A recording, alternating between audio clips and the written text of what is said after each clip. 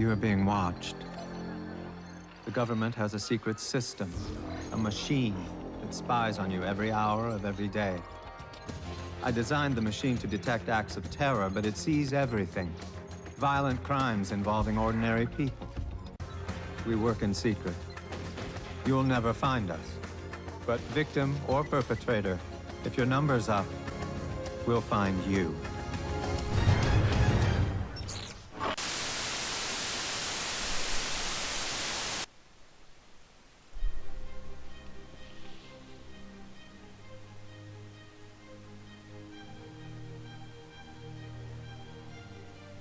In 1973, the Supreme Court ruled that warrants were required for any domestic surveillance. In 1978, the Foreign Intelligence Surveillance Act, FISA, was enacted.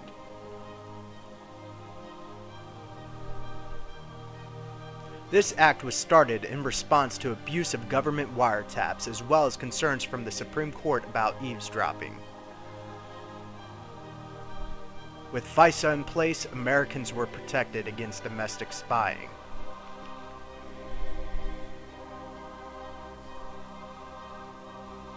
Then, everything changed.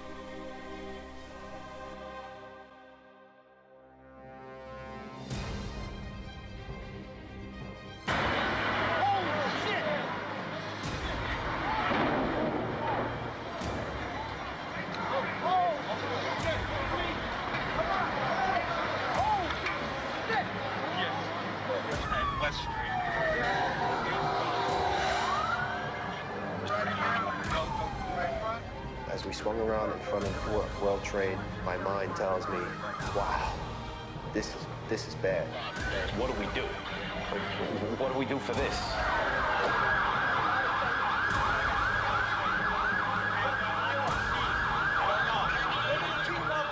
We park right under the awning of One World Trade Center. Chief Humphrey puts his gear on, and I remember asking, Chief, can I come in with you? I want to come in with you. And he says, yeah. Yeah, you stay with me. Come in with me, never leave my side. And I go in, and I hear screams, and right to my right, there was two people on fire, burning.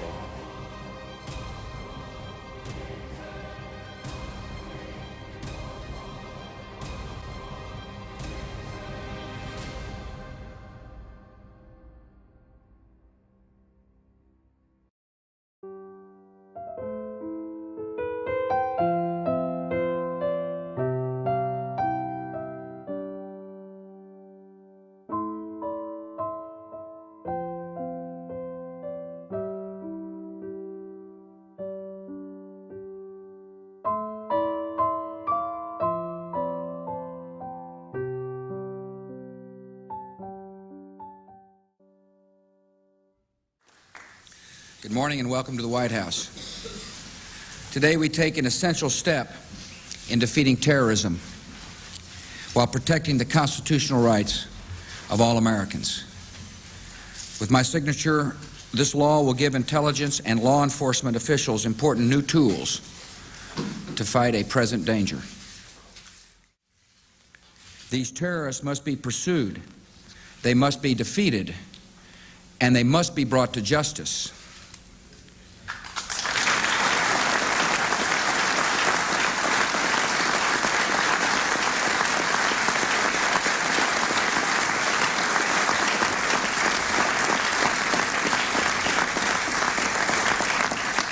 And that is the purpose of this legislation. Surveillance of communications is another essential tool to pursue and stop terrorists. Existing law was written in the era of rotary telephones. This new law that I signed today will allow surveillance of all communications used by terrorists, including emails, the internet, and cell phones.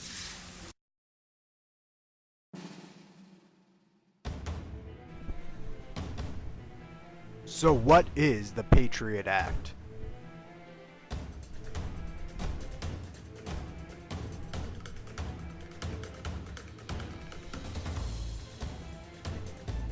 The Patriot Act is a controversial act that gave new powers to the Justice Department concerning domestic and international surveillance of American citizens. It is divided into 10 parts. Part 1. Relates to civil liberties. Part 2. Expands the power of law enforcement, allowing surveillance. Part 3. Targets cutting off financial support of terrorist groups. Part 4. Aims to strengthen border security.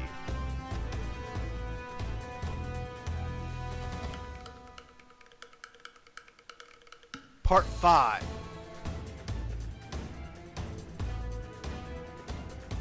Focuses on the use of national security letters.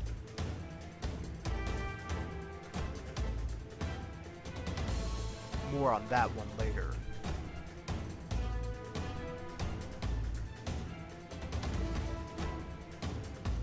Part 6. Financial compensation to families of victims of terrorism. Part 7. Budgeting for the sharing of information. Part 8.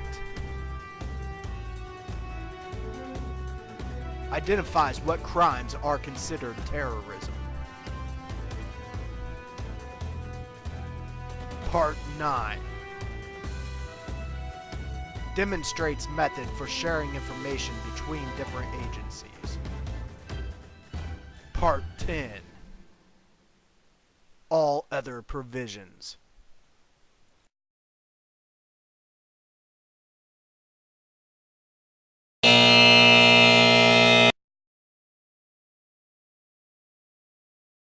The government is monitoring private phone calls, your children and my children's private phone calls, and tracking who their associates are. This June, we learned that our private lives are no longer private.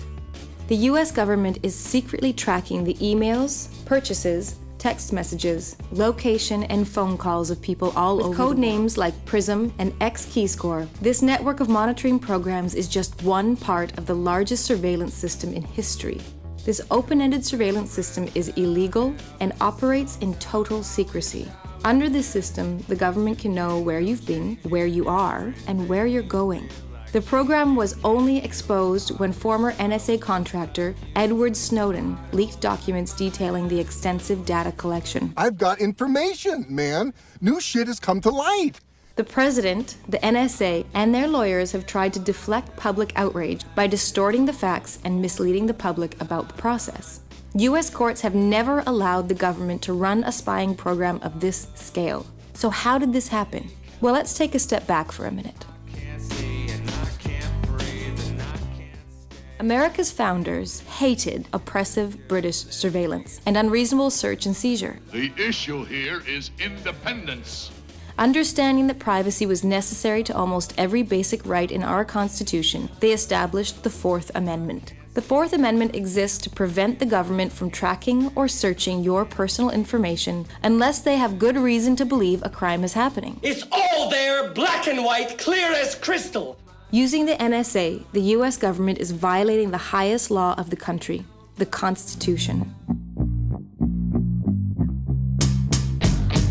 Government surveillance has gone on for decades, but things got a lot worse in 2001 when the U.S. Congress passed the Patriot Act, giving secret FISA courts more authority to grant surveillance requests on a large scale. Instead of getting a warrant for an individual person suspected of a crime, the government could now search a large list of persons, even those under no suspicion of criminal activity.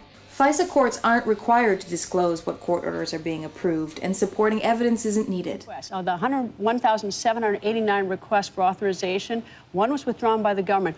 All the other ones were granted. It's a rubber stamp. It's a rubber stamp.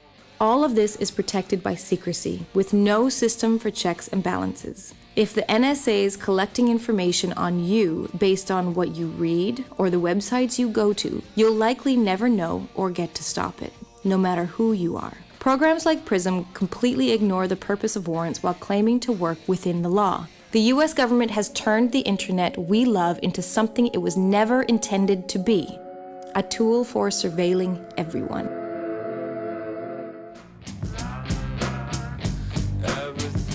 This is the most essential problem. Through these secret courts and secret interpretations of the laws, U.S. government agents can illegally track internet users based on things like keywords. Analysts who use a system from a web portal at Fort Meade key in selectors or search terms that are designed to produce at least 51% confidence in a target's foreignness. Data has been collected for years on the most popular websites, Gmail, Facebook, Yahoo, and many more. Got him at the bottom of the hill. There's thousands of words that the government tracks. Words like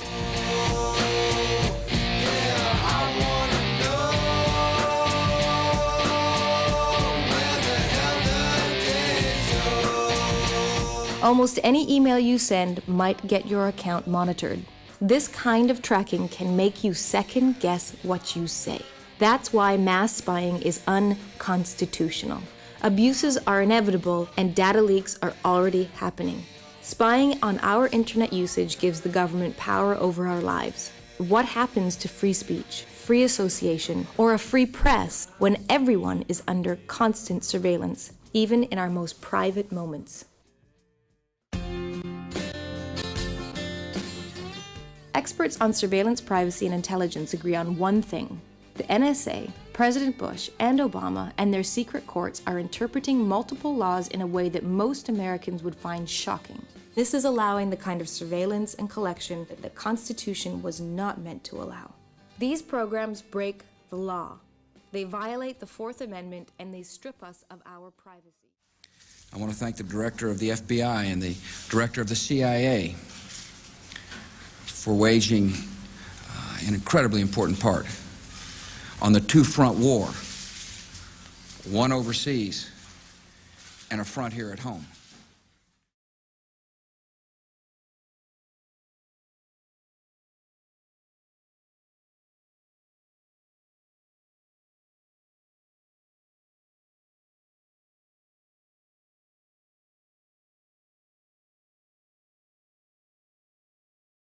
Imagine if your family was awakened in the middle of the night by a team of federal officers. Well, that's exactly what happened to a woman and her children in Granville County. Amanda Lamb is in the newsroom joining us now. And Amanda, we understand that because this case falls under the Patriot Act, a lot of the usual rights for defendants not available here. 16-year-old Ashton Lundeby's bedroom is nothing if not patriotic. American flags everywhere. But according to the United States government, this 10th grader, who has never been in trouble with the law before, is now a suspected terrorist. The teenager was taken to a juvenile facility in Indiana, where the bomb threat was supposedly made. His mother has had little access to him since his arrest. She says the Patriot Act stripped her son of his right to due process. There's nothing a matter of public record. All those normal rights are just suspended in the air. Dan Boyce is a former U.S. attorney. It's a new law, and I'm sure there were very, very good intentions. But Boyce believes the Patriot Act has gone too far in some cases, and Ashton Lundeby's may just be one of them. It very well could be a case of overreaction where an agent leapt to certain conclusions or has made certain assumptions about this individual and about how serious the threat really is. Because there is a gag order in the case, the U.S. attorney in Indiana told us he could not comment, nor could the FBI. The North Carolina Highway Patrol did confirm they assisted the FBI with its operation at the Lundeby home on March 5th. Never in my worst nightmare did I ever think that it would be my own government that I would have to protect my children from. This is the United States, and I feel like I live in a third world country now. Lundeby says this type of case is not what the Patriot Act was intended for. Boyce agrees. It was to protect the public, but what what we need to do is make sure there are checks and balances to make sure those new laws are not. So what's the big deal? What the are we doing out here? I ask you, what in the are we doing here? So what's the big deal? What the are we doing out here? I ask you, what in the Do I have your attention now? Good, because, well, it really is a big deal. You see, since PRISM was enacted, through the use of national security letters, the government has been collecting information on you from sites like Google, Twitter, Facebook, Yahoo, and Verizon. This metadata is stored for up to a year without your knowledge, and there's a gag order on it so that nobody can talk about it, even to their attorneys. The problem is, where does it stop? Google Glass? Or webcams? We just don't know.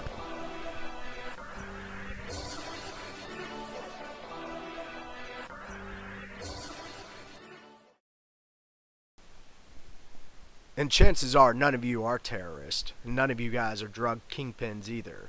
You'll probably grow up to love this country. Maybe be a nun. Maybe a priest. Maybe a businessman. Or a lawyer. The fact is, the government still collects your data because they do not discriminate on your views or your actions.